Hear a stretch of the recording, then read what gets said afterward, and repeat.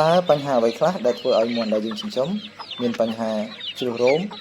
ឬក៏មាន់ចាក់ស៊ីរោមគ្នាឬក៏មាន់អត់ស៊ឹកដោះរោមចឹងបញ្ហាមកពីអ្វីជំរាបសួរពុកម៉ែបងប្អូនទាំងគ្នាថ្ងៃនេះខ្ញុំនឹងបង្ហាញពុកម៉ែបងប្អូនទាំងគ្នាអំពីវិធីក្នុងការព្យាបាលឬក៏វិធីការពារមាន់ពីបញ្ហាចាក់ស៊ីរោមគ្នាឬក៏មាន់ដែលយើងចិញ្ចឹមអត់ស៊ឹកដោះរោមចឹងត្រូវធ្វើបែបណាដើម្បីឲ្យមាន់ដែលយើងចិញ្ចឹមរោមពេញសុខភាពល្អសាច់ស្អាតហើយការតតងជាមួយនឹងការចិញ្ចឹមមាន់បញ្ហាមាន់រោមអត់ពេញមាន់អត់ដោះរោមមាន់ចាក់ស៊ីរោមគ្នានេះសឹងតែកសិករគ្រប់រូបសឹងតែជួបហើយបងប្អូនតតងជាមួយបញ្ហានេះអញ្ចឹងបញ្ហានេះគឺមានកត្តាមួយចំនួនដែលបងប្អូនត្រូវដឹងទី1អាចមកពីពូជអញ្ចឹងតតងជាមួយនឹងការចិញ្ចឹមមាន់ទោះបីបងប្អូនប្រើចំណីអីក៏ដោយបើសិនជាមាន់នឹងពូជប្រភេទពូជកដោងពូជដែលអត់សូវមានរោមបងប្អូនដាក់ចំណីអីក៏ដោយបងប្អូនប្រើថ្នាំអីក៏ដោយក៏មាន់នឹងអត់មានរោមដែរអញ្ចឹងប្រភេទមាន់នេះគេហៅមាន់ពូជកដោងអញ្ចឹងសម្រាប់មាន់នេះរៀងពិបាកលក់បន្តិច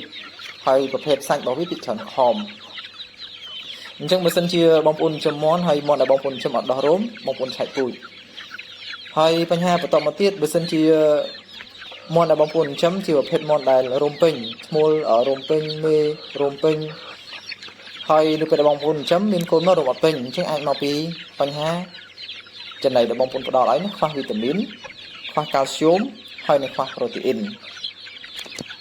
អញ្ចឹងបងប្អូនទៅបីពូជដែលបងប្អូនចិញ្ចឹមហ្នឹងពូជមាន់ដែលបងប្អូនចិញ្ចឹមហ្នឹងជាប្រភេទមាន់ដែលមានរោមពេញប៉ុន្តែបើសិនជាក្នុងការចិញ្ចឹមបងប្អូនផ្ដល់ចំណីអត់គ្រប់ទេតកតងជាមួយនឹងប្រូតេអ៊ីនតកតងជាមួយនឹងកាល់ស្យូមតកតងជាមួយវីតាមីនបើសិនជាអត់មានគ្រប់ទេភាគច្រើនគឺមាន់ហ្នឹងដោះរោមអត់ពេញទេហើយបើសិនជាមាន់ហ្នឹងដោះរោមពេញក៏មាន់ផ្សេងទៀតចាក់ស៊ីដែរអញ្ចឹងបញ្ហាអាចមកពីមាន់នឹងអត់ដោះរោមឬក៏ដោះរោមដែរប៉ុន្តែមាន់ផ្សេងចាក់ស៊ីអញ្ចឹងនេះគឺជាបញ្ហាដែលបងប្អូនត្រូវដោះស្រាយអញ្ចឹងដើម្បីដោះស្រាយដើម្បីការពារកុំឲ្យមាន់ដែលបងប្អូនចិញ្ចឹមនឹងចាក់ស៊ីរោមគ្នាគឺបងប្អូនត្រូវជាមដាក់កាល់ស្យូមប្រូតេអ៊ីនវីតាមីននៅក្នុងចំណីឲ្យគ្រប់អញ្ចឹងតកតងជាមួយនឹងវីតាមីនបងប្អូនអាចប្រើជាប្រភេទអាសូឡាល្ហុងទុំស្លឹកល្ហុងឬក៏ស្លឹកបាសឬក៏ស្លឹកផ្សេងទៀតដែលបងប្អូនអាចយកមកប្រើលាយជាមួយនឹងចំណីដើម្បីបំពេញវីតាមីនឬក៏បងប្អូនអាចចំណាយលុយទិញវីតាមីនយកមកលាយក៏បានហើយតកតងជាមួយវីតាមីនបងប្អូនអាចប្រើវីតាណាក៏បានប្រើវីតាមីន E ក៏បានឬក៏អាចប្រើវីតាមីនផ្សេងទៀតក៏បានតែវីតាមីនដែលខ្ញុំប្រើត្រូវច្រើនជាងគេត្រូវល្អជាងគេពីច្រើនខ្ញុំប្រើវីតាមីន E ហើយនិងវីតាណាពីមុខនេះដាក់លាយចូលគ្នាបើសិនជាបងប្អូនត្រូវការរូបភាពដើម្បីរកទិញនៅតំបន់បងប្អូននេះបងប្អូនអាចឆាតមក Telegram ខ្ញុំបានហើយបើសិនជាតំបន់របស់បងប្អូនសម្បូរផ្លែល្ហុងសម្បូរផ្លែល្ពៅអីបងប្អូនអាចយកល្ហុងឬក៏ល្ពៅជំនួសម្សៅវីតាមីនបានណាបងប្អូនហើយតកតងជាមួយនឹងបញ្ហាបន្តមកទៀតដោយសារចំណីដែលយើងផ្ដល់ឲ្យខ្វះកាល់ស្យូមហើយនិងប្រូតេអ៊ីនអញ្ចឹងតកតងជាមួយនឹងកាល់ស្យូមប្រូតេអ៊ីននេះ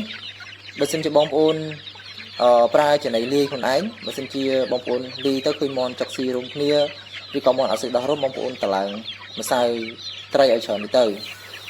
ឬក៏តម្លើងម្សៅកាល់ស្យូមឲ្យច្រើនតិចម្សៅកាល់ស្យូមបងប្អូនអាចផ្សំពីខ្យងបានបងប្អូនណាអញ្ចឹងយើងធ្វើម្សៅកាល់ស្យូមនេះយើងអាចធ្វើពីខ្យងបាន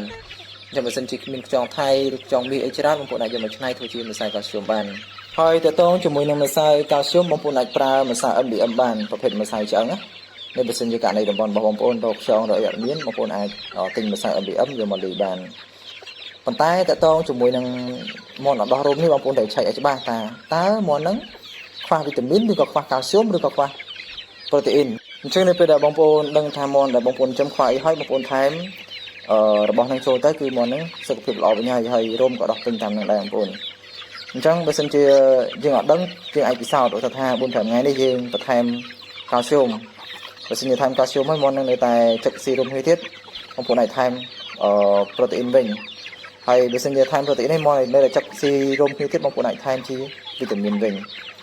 អញ្ចឹងយើងពិសោធន៍ទៅតាមមាន់ហ្នឹងខ្វះមួយណាអញ្ចឹងនៅពេលដែលយើងដឹងហើយយើងអាចប្រើរបស់ហ្នឹងបន្តរហូតអញ្ចឹងបើសិនជាខ្វះវីតាមីនយើងគួរតែដាក់វីតាមីនជាប្រចាំទៅនៅក្នុងទឹកក៏បាននៅក្នុងចំណីក៏បានឬក៏បើសិនជាបងប្អូនមានចង្ការល្ហុងមានអីបងប្អូនអាចបេះជាល្ហុងឲ្យស៊ីជាប្រចាំបានមួយថ្ងៃម្ដងអីទៅបងប្អូនណាអញ្ចឹងល្ហុងទុំល្អមែនតើបងប្អូនល្ហុងទុំល្ហុងខ្ចីឬក៏ល្ហុងចាស់ហ្នឹងគឺជំនួយប្រូតេអ៊ីនចំណីច្រើនមែនតើសម្រាប់មាន់សម្រាប់ទាឬក៏កង្ហានអញ្ចឹងមាន់ដែលយើងឲ្យស៊ីជាល្ហុងប្រចាំមាន់ហ្នឹងគឺស្អាតបងប្អូនសុខភាពល្អរហ័សរហួនរោមពេញ ហើយ